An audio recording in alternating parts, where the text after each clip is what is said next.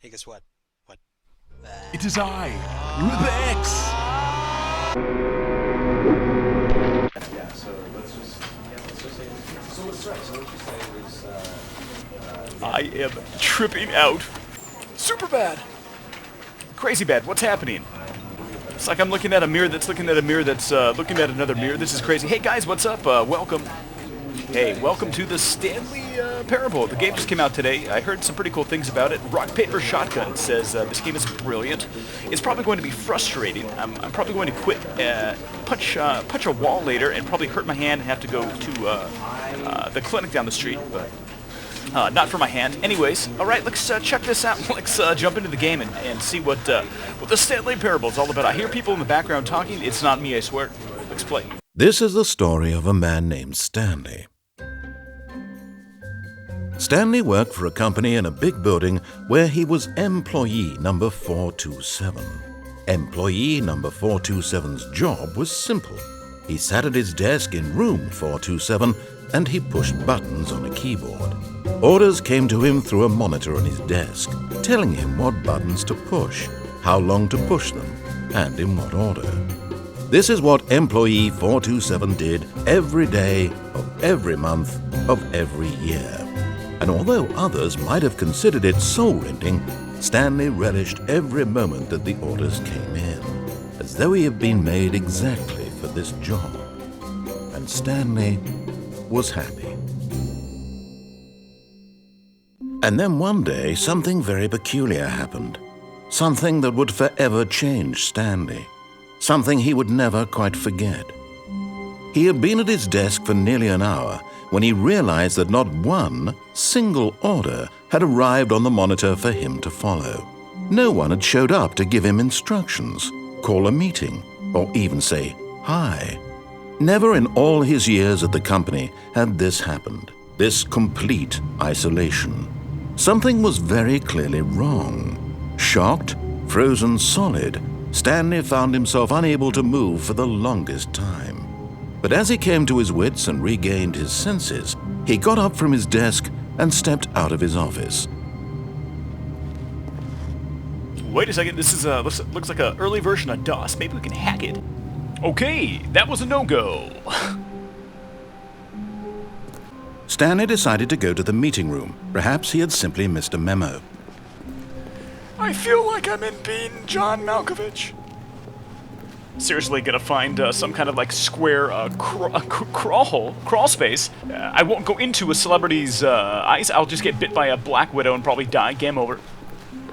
Okay, seriously, what's going on here? When Stanley came to a set of two open doors, he entered the door on his left. Great, this is a series of mental tests, guys. Just a heads up. Heads up. This game is going to be at every mental institution in the next 10 years. Just wait for it.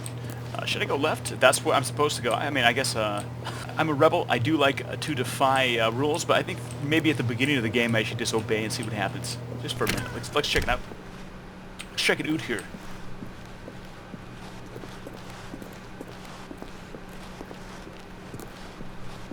Yet there was not a single person here either. Feeling a wave of disbelief, Stanley decided to go up to his boss's office, hoping he might find an answer there.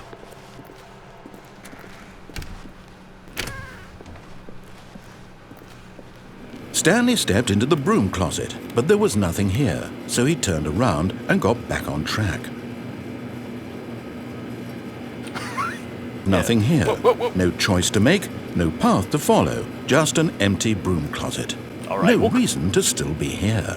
Okay, we'll call him passive-aggressive. Wow. I'm just going to stay here now just to see what happens. I think he's going to even get more passive-aggressive. It was baffling that Stanley was still just sitting in the broom closet. He wasn't even doing anything. At least if there was something to interact with, he'd be justified in some way. As it is, he's literally just standing there doing sweet FA.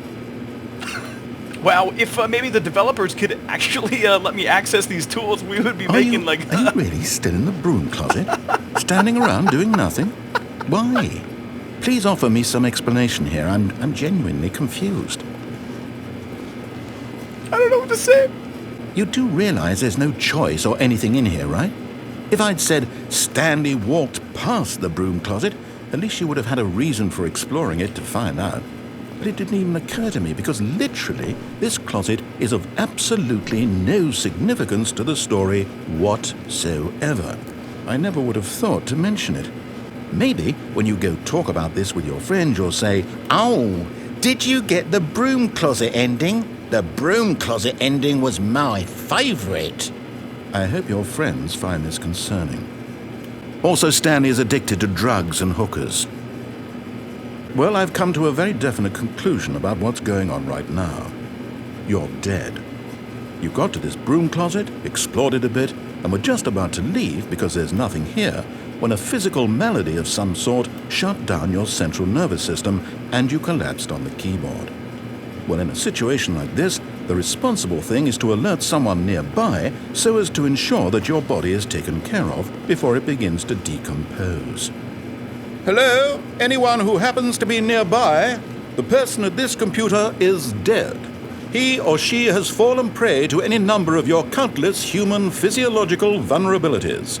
It's indicative of the long-term sustainability of your species. Please remove their corpse from the area and instruct another human to take their place at the computer, making sure they understand basic first-person video game mechanics and filling them in on the history of narrative tropes in video gaming, so that the irony and insightful commentary of this game is not lost on them. All right, when you've done that, just step out into the hallway. If you could have this much fun in a broom closet, I think, well, this game might have some potential. The Stanley Parable. I promise next episode I will leave the broom closet. Maybe.